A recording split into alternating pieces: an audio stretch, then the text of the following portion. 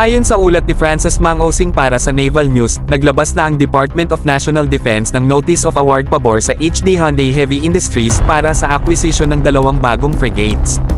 Ito ay bahagi ng Frigate Full Complement Acquisition Project ng Philippine Navy, isang programang matagal nang hinihintay para punuin ang mga kakulangan ng kasalukuyang fleet. Ang kontrata ay maaaring umabot sa humigit kumulang 32 billion pesos.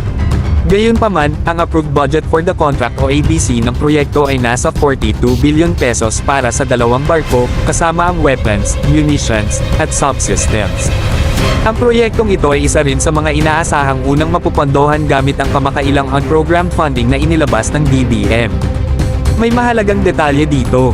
Ibig sabihin ng setup na ito, ang acquisition ng munitions tulad ng 76mm at 35mm ammunition, SISTAR anti-ship missiles, BL-MICA ng air defense missiles, Blue Shark torpedoes, at iba pang countermeasures ay hindi ay dadaan sa HD Hyundai Heavy Industries. Ihiwalay ang procurement ng mga armas at bala na nagbibigay ng flexibility sa DND pagdating sa suppliers at timelines. Ayon pa sa Naval News, tinitigorya ng DND ang proyektong ito bilang inventory-based.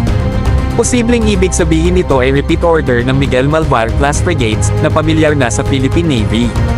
Pero dahil mas mataas ang budget at iba ang project name, malakas ang indikasyon na kasama na ngayon ang mga items na dati ay fitted for but not with.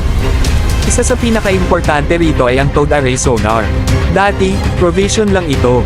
Ngayon, posible na itong maging actual delivered capability na malaking upgrade sa anti-submarine warfare ng Navy. Para sa isang rehiyon na parami ng parami ang submarines, critical ito.